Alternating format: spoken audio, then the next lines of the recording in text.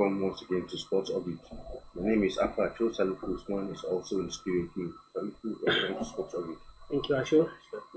In today's edition of the program, we'll begin straight from the Nigerian Professional Football League, where Remo Stars over the weekend, their eight-game unbeaten run was eventually halted by champions Rangers. But in spite of that defeat, Remo Stars are still on top of the table, maintaining an 8-point lead. So for Remo Stars, at the point it looked like they were unstoppable, but somehow, like they say, sometimes all things come to an end, and an 8-point, match winning streak came to a halt in the hands of Rangers. Yeah, it came to a halt, but notwithstanding, Yeah. on the other side, there also benefit for me. It didn't change the status of their status on top of the table, and it still remained 8 points. They were on top of the table with the 8 points going into that match, and the second place shooting star were following up. Fortunately for them, while they were also while they also crumbled in the hand of Rangers, the shooting star were not even also not lucky against their neighbor, against the Rangers neighbor, that is Heartland. They also suffered the same two. It was the same 2-1 defeat against Remo, and at the same time 2-1 defeat against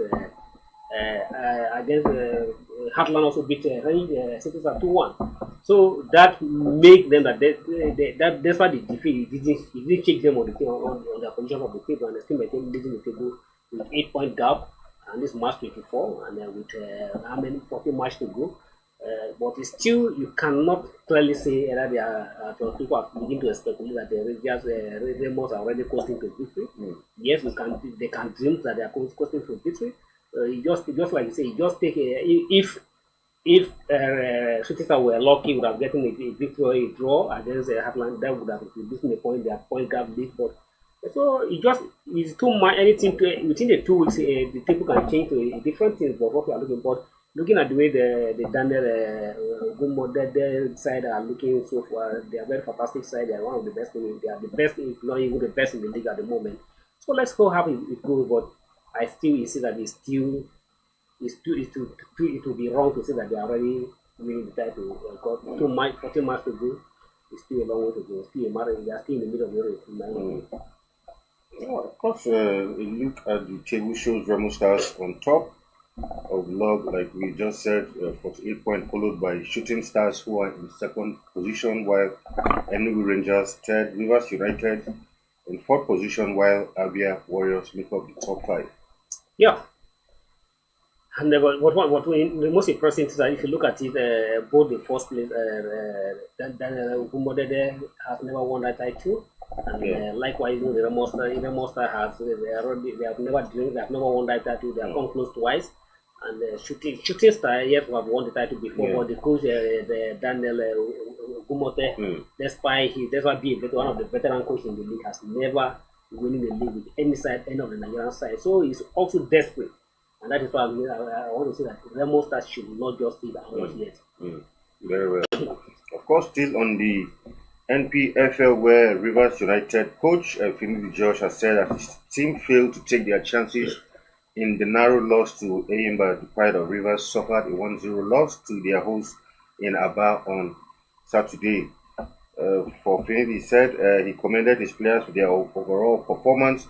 But he said that lack of, finishing of their chances actually cost them that game to Eyimba. Well, it's part of the game where you say poor finishing cost the part. It's part of the game. So sometimes when I see coaches coming out, I say, "Oh, we lost the match due to a bad luck." It's part of the game. Definitely, you have your opportunity. You have your opportunity. If the net was empty for you, you definitely have to score. But somebody preventing you from scoring. That is why you say we need to take our chances. If it is an open field and an open ground, you definitely take your chance. But somebody deprive you of that opportunity to take your chance. So it's part of the game.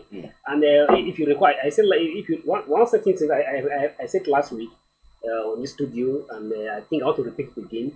The organizers of the league, the Premier League board, need to be watching what is happening in the Premier League at the moment. It's like, it's to me, in my view and the way I'm saying it, yes, we are playing fantastic football, it's impressive, but it's like we are going back to the old days. if you look at the result of this weekend, apart from apart from Lobby Stars, just like it was last week, 1-1 draw with who Katsina play 1-1 United. draw in Katsina United, and at their adopted home in Lafia.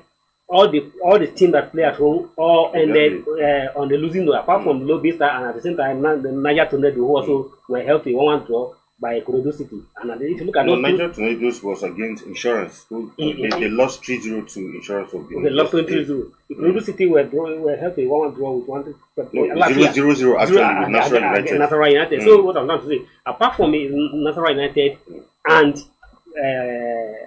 the Lobby Stars, every other team that play at home ended on the winning side, and every other team that travel on the road ended on the losing side. So it's like we are going back to where we were, where it must be a win for all the home teams. So the league board needs to be monitored of what is happening in the league. All right, from that now to some tennis, where the Nigerian Tennis Federation is set to host the ITF Junior Cycle J30 tournament at the National Tennis Center in Abuja, which will welcome young talent from across the globe. The competition is scheduled for 2 weeks, from the February 17th to the 2nd of March, which will showcase the best emerging players in junior tennis. The tournament will feature participants from countries including France, United Kingdom, Egypt, China, Lebanon, Morocco, Hong Kong, India, and of course Nigeria. The device lineup promises to bring exciting matches and foster international sportsmanship. Like we said, of course, good development. If you ask me, tennis has been one game where, in recent times, Nigeria hasn't particularly, announced its presence at the global stage when it comes to tennis. And it will take us for decades. Yeah. A process of doing it will take us for many long years to come, because I've not seen the sign yet. Exactly. For us to make that significant present. Yes, we are trying to having some young stars coming up here and there, but there's no steady program, there's no consistent program for them to develop up. Yeah. Okay, this particular championship is holding up in Abuja here, and it's starting from today. Yeah. But before now, there's no any awareness. Nobody is aware. Exactly. So such a magnitude of an event that is going to have a presence of all the foreigners, both from Africa, from Asia, and even from Europe coming to Nigeria. There's no any sign, there's no any awareness or creating awareness to draw people to be particular about this kind of excitement. Why we're in Nigeria, say if there's a particular match going on, David Cobb, even in another country, it's like as if it's being played within Nigeria, or it's being played at the National Stadium.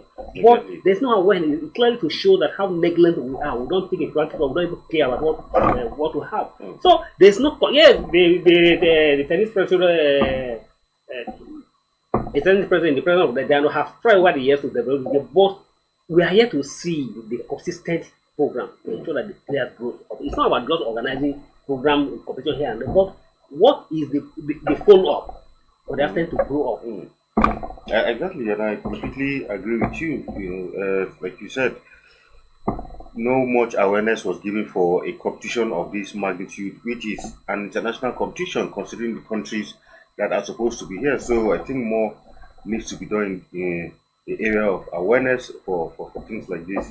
All right, over to some other news this time, badminton, where Nigeria's Okweri has won his 5th consecutive All-African badminton title, where he defeated Algeria's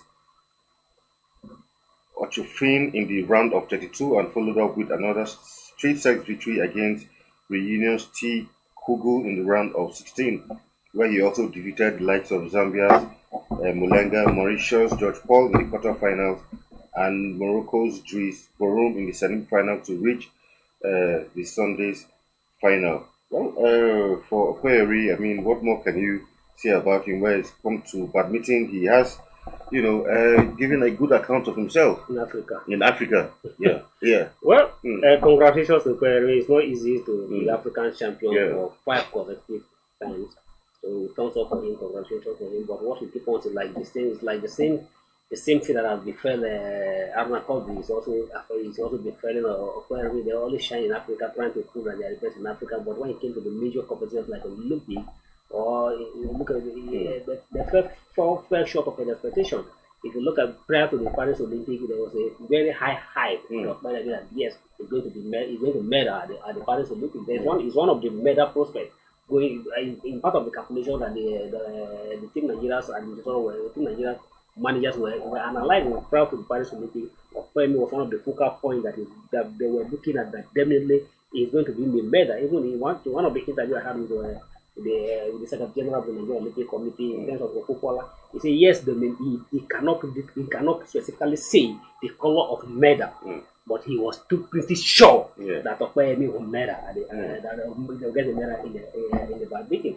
But unfortunately, Okpeyemi did not even go beyond the preliminary stage of the competition. So yes, congratulate him, but he needs to shine, and the age is no longer on the side. The age is already culture. You need to decide to cash out. If you doesn't become one of the it's become almost like a country situation where dominates in Africa, but when they get to the world stage, it becomes, or the Olympics, it becomes a different story. All right, moving on from that now to another matter that has been causing some ripples in the Nigerian Football Federation, and that has to do with the proposed friendly between Russia and Nigeria, with some members saying that they just got, from what we're hearing, got aware of the proposed friendly a few days ago, while some are saying FIFA and UEFA had banned Russia from featuring in some tournaments, but they don't know if it will affect friendly matches. And sometimes you wonder how these people are supposed to be football administrators. They are the ones who are supposed to be private to this information, but you'll be surprised that these people who are supposed to be football managers don't even know anything about these things. You know, but when you are too nice or broad-minded, too short, all your expectation is about what am I going? Your interest is more of what am I going to get? Yes. Or more than what advantage is it going to be to the country or to the general football? Then you're definitely going to lead the nation into in the wrong path. Because if you know, let me just tell you how friendly matches have been done. Sometimes it's the agent. Sure. It's the match agent that will just sit down, organize these friendly matches, trying to present your agent. We also Nigeria football have an agent who book matches for them. So the agent go on their behalf to negotiate on the matches, and by the time you negotiate, we have gotten a match for you, and this is what started at this match. And sometimes the people only want to look at the last figure. The last paragraph of the statement. This is what is at stake, and that's what if you want to say what is the implication of what is at stake. They don't look at it. And if you don't look at the implication of what is at stake, definitely you are going to get failure. And if you know, since the banning of the Russia almost more than a year now, or going to 2 years now, since because of the issue between them and Ukraine, when they ban by people and ban by UEFA, Russia has been so desperate to come into its sport scene. They are making every move to get in any sport to get into the sport scene. So definitely the agent may have good, and they have said that if you are able to face this match, this is what is at stake for you. And Nigeria football got so that maybe they have saw the dollar for the right one looking at it, and they wanted to buy into idea. Although no official statement from Nigeria Football Federation yet, but it's been speculated up and down. But the fact that there's no official statement from Nigeria Football Federation, let us just hope that it's still speculation. But sometimes there's no smoking without fire. But I see no how why a rising, ticking football administration will want to play friendly match of that the friendly match for a country that is under FIFA ban. All right, away from that now to some EPL news now. Of course, where Liverpool regained their 7-point advantage after a 2-1 victory over Wolverhampton in the EPL during the weekend. Of course, for Arsenal had faced Leicester City earlier 2-0. It was in favor of Arsenal, but Liverpool came back to win their game against Leicester City. Yeah, congratulations to Liverpool. Although not less, Liverpool won against Wolves. No, sorry, Arsenal won Leicester and Liverpool against Wolves. On Sunday, it was a fantastic, a good one for Liverpool. But once I begin, every match, like you take note, Liverpool must get a penalty in every match now. But congratulations to them, and it's like they are not ready to drop a point. After dropping the point against the outstanding match against Everton, people were hoping that maybe, even with the absence of their coach, who was handed a 2-match ban, people were hoping that they're going to get another dropping point. It would not playing well as he supposed yesterday against Wolves, but they still managed to get the 2-1 victory.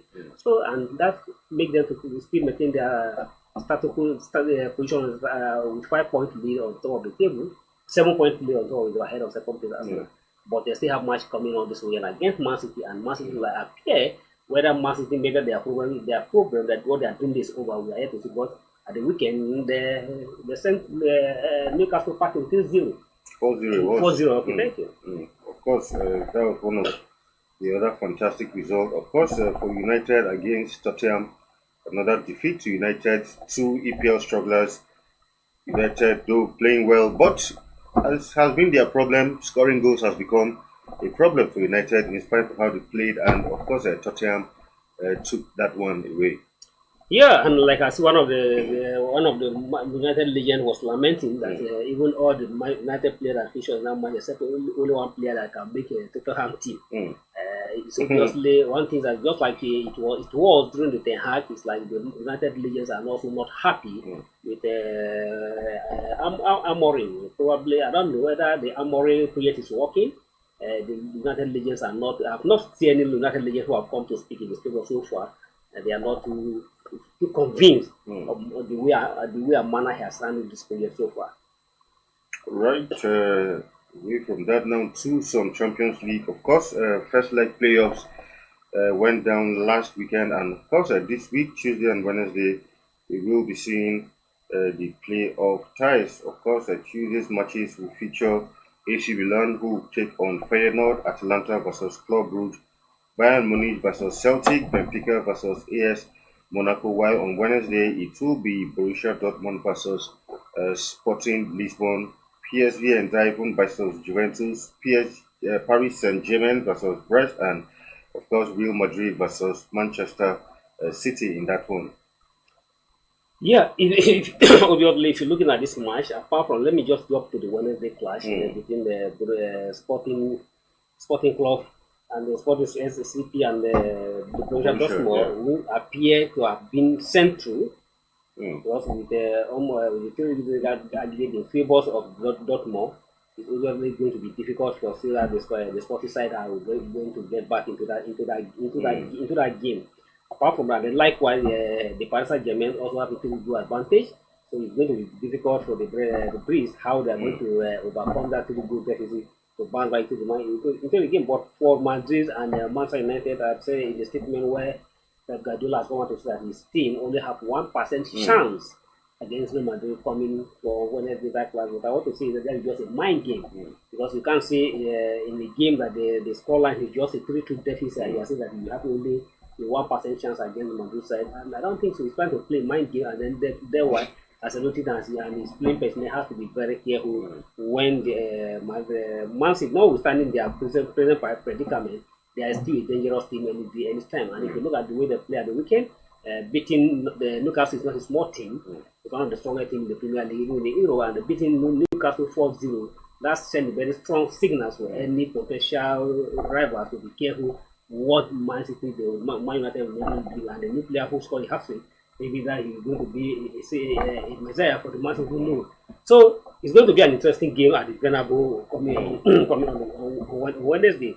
And then for this Tuesday, looking at Atlanta and the Club Brugge, it's going to be also at Atlanta and on the deficit side with 2-1. And there's a 2-1 if you go Club Brugge to the side. But let's see whether the Europa League champion will be able to overturn these two, go 1-0 deficit against them and see how it goes. So it's going to be an interesting game on Tuesday. And then for Celtic and Benfica, Bayern Munich and Celtic, for instance, Bayern Munich and Celtic is going to be an interesting one. The company side have an advantage of 2-1 lead, and they have an advantage to play at home. They won away 1-1, and the former Liverpool definitely see either he's going to coming to play at home, he lose 2-1, but either he's going to have a chance against the company's team at Munich. It's a different ball game. Last year, he's going to have about Benfica and Monaco is going to be an interesting one. Monaco have an advantage, one goal, where they won at home in the first leg, but Benfica has all it takes to overcome this game. All right, interesting matches to look forward to in the Champions League tomorrow and on Wednesday. And here on Sports Orbit, we'll keep an eye on all of that. With that, we call it today on today's edition of program. Hopefully, we'll be back during the week to give you another exciting of sports updates. Thank you for being in the studio once again. Thank you, Ashu. Until we come your way, do have a wonderful time. My name is Alpha Cho, and it's bye for now.